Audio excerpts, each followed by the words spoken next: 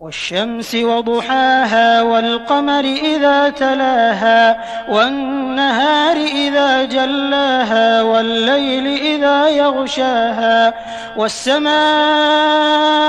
وما بناها والأرض وما طحاها ونفس وما سواها فألهمها فجورها وتقواها قد أفلح من زكاها وقد خاب من دساها كذبت ثمود بطغواها إذ انبعث أشقاها فقال لهم رسول الله ناقة الله وسقياها فكذبوه فعقروها فدمدم عليهم ربهم بذنبهم فسواها ولا يخاف عقباها.